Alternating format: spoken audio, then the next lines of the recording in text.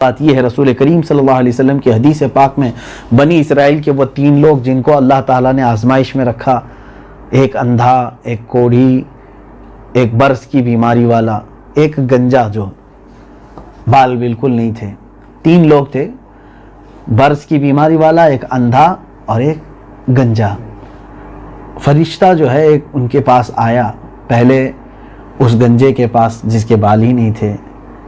اور اس کو جگہ جگہ بیماریاں تھیں، اس سے پوچھا کیا چاہتا ہے تو؟ اس نے کہا میں یہ سب صحیح ہونا چاہتا ہوں، لوگ مجھ سے دور بھاگتے ہیں۔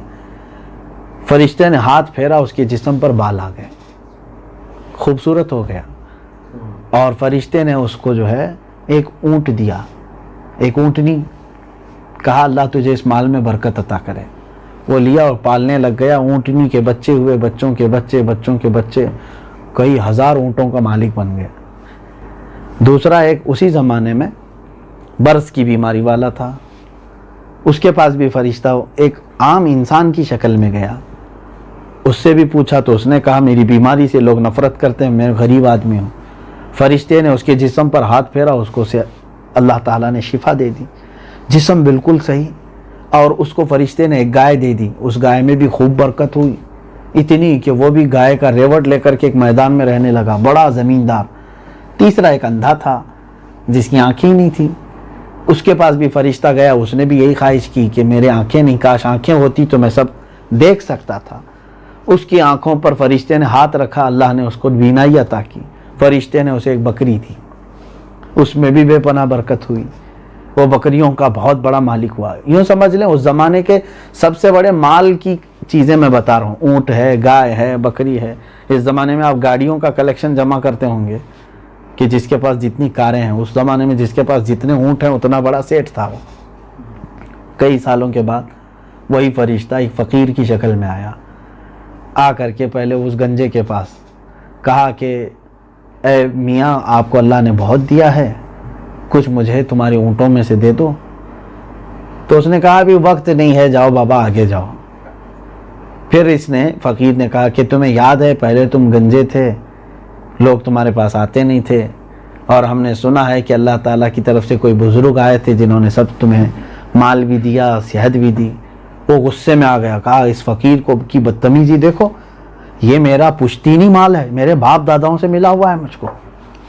ہاں باپ داداؤں سے یہ جائیدادیں میرے پاس آئی ہوئی ہیں، میں کب خراب تھا، میرا جسم پہلے سے صحیح سلامت۔ تو فرشتہ جو ہے وہ فقیر کی شکل میں گیا تھا، وہاں سے نکلتے ہوئے اس نے کہا اگر تو اپنی بات میں سچا ہے تو ٹھیک ہے، میں اللہ کی بارگاہ میں کہتا ہوں کہ مولا یہ جیسا تھا پہلے ویسی کر دے۔ ترنت اسی وقت اس کے جسم کے پورے بال جھڑ گئے، جیسا تھا ویسی ہو گیا، گھن آئی اس کے جسم کو دیکھتے ہی، اور اس کے سارے اونٹ ایک ساتھ ہلاک ہو گئے۔ دوسرے کے پاس اس برس والی بیماری کے پاس گیا، اس نے بھی ویسی جواب دیا، یہ میرے باپ داداؤں کا مال ہے، دینے سے انکار کیا۔ فرشتے نے اس سے بھی کہا اگر تو سچا ہے تو اللہ تجھے ویسا ہی کر دے جیسا پہلے تھا۔ دیکھا تو جگہ جگہ سے سفید داغ پورے جسم پہ نکل آئے، پوری گائے اس کی مر گئی، وہ جہاں تھا وہیں رہ گیا۔ اس اندھے کے پاس آیا فرشتہ فقیر کی شکل میں، اس سے کہا کہ بابا تم کو اللہ نے بہت دیا ہے، مجھے کچھ دے دو۔ کیا تمہیں یاد ہے تم پہلے نابینا تھے اور تمہیں کسی ایک بزرگ نے اپنا ہاتھ رکھ کر کے آنکھیں دی، تو اپنی کرسی سے اتر آیا، کہا کہ اے بندے تو سچ کہہ رہا ہے، میں نابینا تھا، مجھے لوگ نہیں ملتے تھے، نہ جانے کہاں سے ایک شخص آیا، اس نے اپنا ہاتھ رکھا، میری آنکھیں صحیح ہوئی، اللہ کا بڑا فضل و کرم احسان ہے۔ اور حقیقت میں تو کہہ رہا ہے کہ میرے پاس مال بھی نہیں تھا، آج بکریوں کا ایک بڑا ریوڑ ہے۔ اے بندے تجھے اگر میرا پرانا وقت یاد آیا ہے، تجھے معلوم ہے میرا پرانا وقت، تو نے مجھے اپنا پرانا وقت یاد دلایا، تجھے جو بکری چاہیے لے جا سکتا ہے، جو بکری تجھے چاہیے میرے ریوڑ میں سے تو لے جا سکتا ہے۔ اس فرشتے نے کہا تو امتحان میں کامیاب ہے، تو امتحان میں کامیاب ہے، نہ مجھے بکریوں کی حاجت ہے نہ ہی مال کی حاجت ہے، میں اللہ کی طرف سے آیا ہوا فرشتہ ہوں۔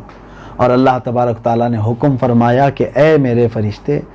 ان دونوں کو بھی جو مال دیا گیا تھا وہ سب اس سے کئی گنا زیادہ اس بندے کو دو، کیونکہ یہ کون ہے؟ شکر گزار بندہ ہے، جتنا اس کے پاس مال تھا اس سے کئی گنا بڑھا کر کے اس کو دیا